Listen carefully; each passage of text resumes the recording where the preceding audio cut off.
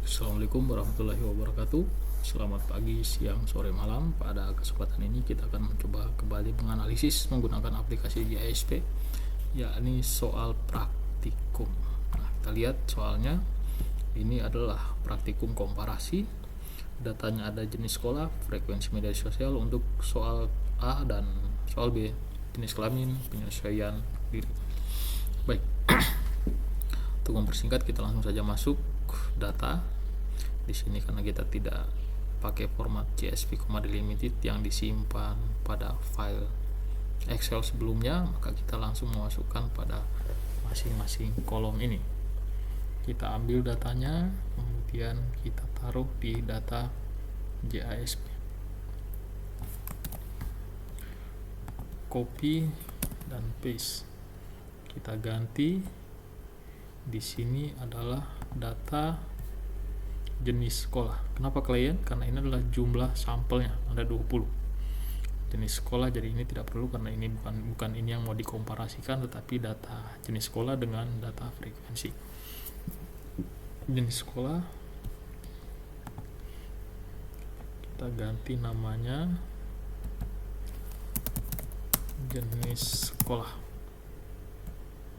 Labelnya kita juga ganti, 1 untuk SMK dan 2 untuk SMA. Sudah, di sini otomatis dibaca, dan kemudian data sekolah, jenis sekolah datanya dibaca sebagai nominal karena ada 2 kategori. Nah, kemudian masuk ke kolom berikutnya, kita masukkan frekuensi media sosial. Kita copy. Ini di back dulu, kita copy, kita input, kita ganti frekuensi media sosial. Oke, sudah masuk. Di sini datanya dibaca sebagai scale karena ini adalah skor total. Oke, kita masuk di data untuk soal B. Mahasiswa, jumlah sampelnya sama, N-nya ini 20, yang kita ambil adalah jenis kelamin.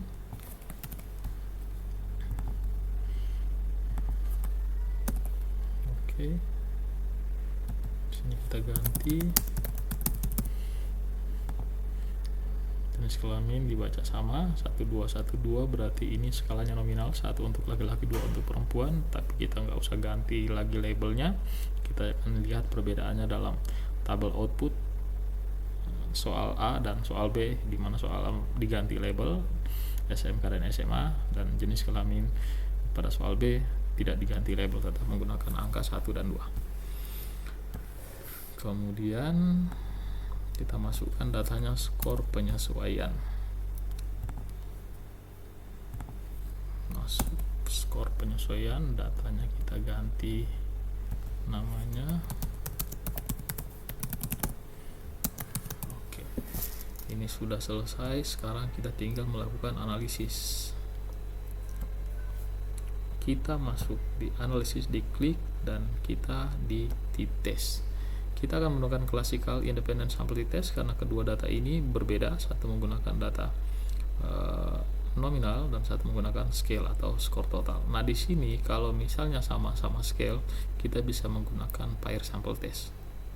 Jadi ada 2 data sama frekuensi media sosial, datanya seperti ini, dan data yang lain misalnya sama dengan data ini, maka kita menggunakan sample parity test, baik 2 variabel atau lebih dari variabel yang lain. Nah, kita coba langsung masuk.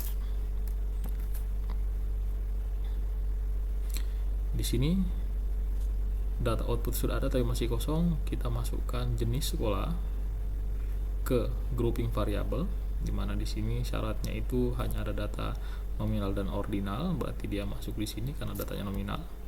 Kemudian frekuensi media sosial masuknya di dependent variable. Nah, outputnya langsung terlihat di sini. P-value-nya di bawah 0,01, artinya ini di bawah dari 0,05. Mananya apa? Ini berarti terdapat perbedaan yang signifikan karena ini adalah uji komparasi. Nah, kemudian untuk menjawab soal apalagi nih yang kita mau jawab kita lihat kembali ke soal. Menentukan pengolahan data komparasi. Berikan alasan mengapa pengolahan data tersebut paling tepat. Jawabannya adalah menggunakan uji komparasi, sebab ini adalah perbandingan antara dua data, di mana data pertama jenis sekolah berdasarkan label 1 untuk SMK dan 2 untuk SMA, dan data kedua variabel independennya adalah frekuensi menggunakan media sosial. Jadi data tersebut semestinya menggunakan uji komparasi independen sampel t-test. Itu jawabannya. Kemudian yang kedua, buat judul penelitian. Melihat hasil daripada tabel tersebut, maka kita bisa memberikan judul perbedaan antara jenis sekolah dengan frekuensi media sosial. Untuk nomor 3, buat hipotesa penelitiannya. Maka hipotesa penelitiannya, karena ini komparasi, terdapat perbedaan antara jenis sekolah dengan frekuensi media sosial. Kemudian buat hipotesa statistiknya. Ada H0, tentu isinya tentang negasi, maka tidak terdapat perbedaan antara jenis sekolah dengan frekuensi media sosial. Dan H alternatif atau H1 itu terdapat perbedaan antara jenis sekolah dengan frekuensi media sosial. Nanti kita akan lihat apakah H0 atau H alternatif yang diterima berdasarkan hasil tabel output. Kemudian lakukan input. Ya, tentu kita akan menginput nanti data-data yang sudah dibaca oleh aplikasi ini. Habis itu dilakukan analisis. Bagaimana kesimpulan hipotesisnya, apakah diterima atau ditolak dengan nilai p-value di bawah 0,05 dan alasannya. Kita lihat hasilnya. Di sini jelas terlihat nilai 0,01 ini p-value dari hasil tabel independen sampel t-test, artinya di bawah 0,05, dan itu berarti signifikan memiliki perbedaan antara jenis sekolah dengan frekuensi media sosial. Kemudian kita akan melihat gambarannya, siapa yang lebih besar dari perbandingan ini. Rupanya kalau melihat tabel deskriptif, ketika kita mencentang ini deskriptif, outputnya terlihat sangat jelas bahwa grouping antara SMK dan SMA, siswa SMA lebih besar 35,3 timbang SMK 23,1. Nah, dari hasil ini kita sudah bisa menggambarkan bahwa ada 35% siswa SMA memiliki frekuensi menggunakan media sosial, dan siswa SMK frekuensinya sebesar 23%.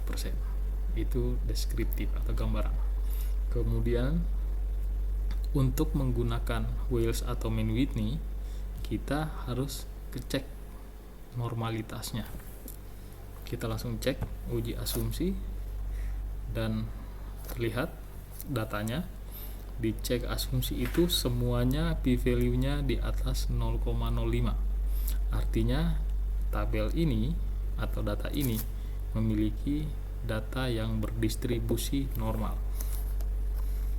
Nah, kalau data berdistribusi normal, aturan di sini itu menggunakan Wales. Kalau tidak berdistribusi normal, menggunakan Mann-Whitney.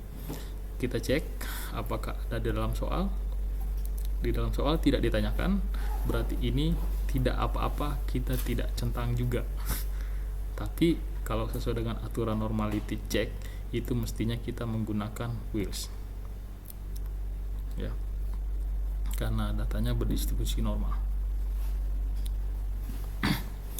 Nah, seperti itu. Dengan demikian, hasil dari kesimpulan akan menyatakan bahwa terdapat perbedaan antara jenis sekolah dengan frekuensi menggunakan media sosial, di mana keterangannya secara deskriptif SMA lebih besar dibanding SMK.